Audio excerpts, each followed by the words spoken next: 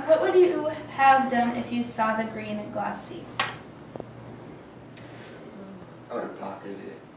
Pocketed it? That's what they did in the story, though, is See? they pocketed it. I don't know, I guess I would have been like, not like shock, but like, Ooh. yeah. Pretty like exciting. amazement, just how like, how it all formed. I would get a whole bunch of it and just like either turn it into jewelry if it was possible, or just like give it as a present. I think there's They did that some too. of it that Or like did pawn pay it to get for it. money. That's what they did too! Anybody else? So basically, we would do everything they did. Yeah. No changes. You wouldn't be like, oh my god, this is beautiful, we have to preserve it. I guess we could do that too.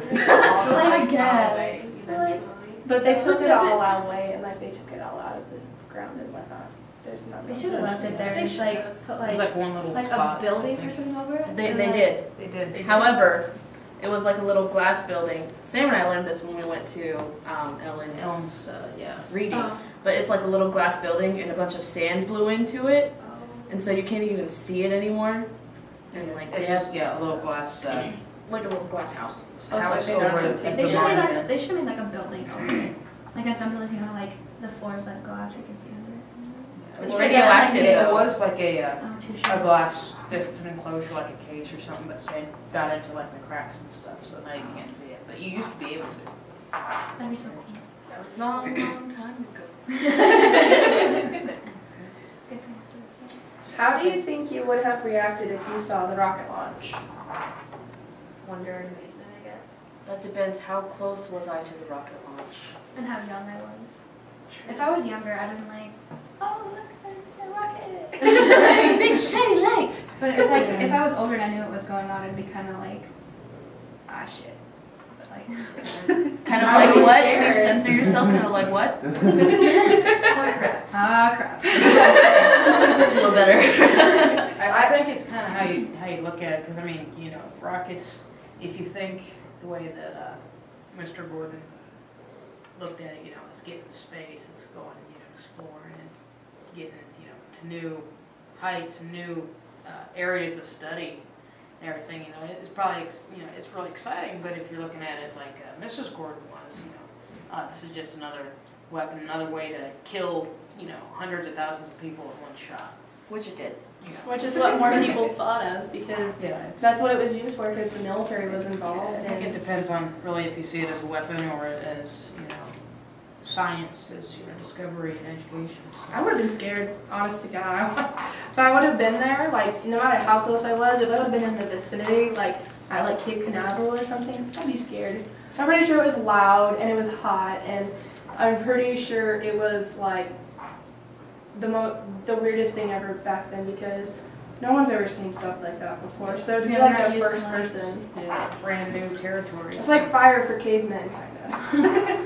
Like now, Only a lot more fire. well, like now we're so used to seeing just like planes like lift off or like on TV seeing stuff like this. But like back then, you didn't see that like every day. It was all new. Okay, who's next? What character do you feel you related most to? Dewey. Dewey.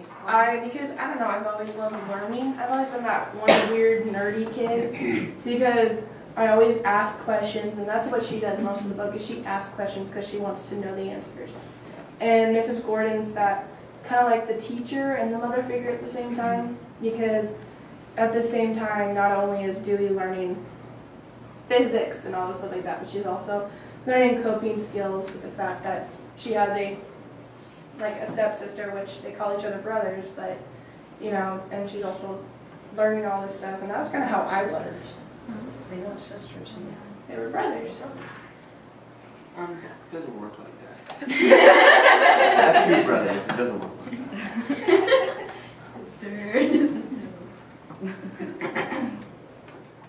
Kind of, you know, Dewey probably a lot, and Phil Gordon, the dad. It's because, you know, I'm one of those, I like to get in and learn stuff and do new things, and, you know, I'd be excited about, you know, something, especially that major, you know, you can't really just pass that off, you know, that opportunity, you know. He has his wife sitting there, you know, in his ear so much, you know, saying, well, this is going to be a weapon of mass destruction, this is going to kill people, this is going to do all those horrible things that, you know, the atom bomb did times 10. But he was, you know, he saw it as, you know, this is an opportunity for us to get to space, get, you know, beyond just what we know about this world, to learn a whole new field of. He had the more study. positive aspect. Yeah, he's wanting, you know, he's wanting to use it for the academic purposes, not the weaponry and military purposes. But he was, you know, he kind of compromised on that. I think he said, well, you know, the military's paying me to do this, so you know, for me to learn, he's, you know, he wanted to take advantage of the information and the academic side of it, even though he, you know, knew in the back of his mind, you know, it was going to probably be used for weaponry. So, I mean, he just kind of justified it with the academic. And I think he did that just because of Susan doing mostly, just to, like, not like scare them when they were, I guess they weren't like super young, but they were still like. Well, I didn't see him as, you know, one of those guys that, you know, would be excited about, you know, killing that many people or, you know, ending a war or, you know, that push of a button. You know, I don't think that really excited him as much as, you know, the thought of being able to reach the moon, being able to reach the planets, and, you know, learn what we can.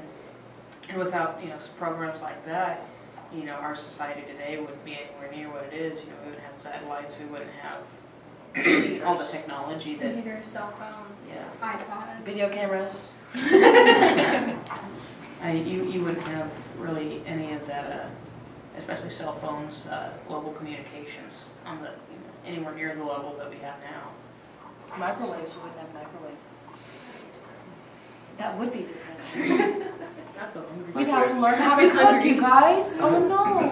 Microwave was invented during this time period. Some guy was doing a radar thing, and the bar of chocolate melted in his pocket, and then he decided, hey, we can cook food this way, and he made a microwave.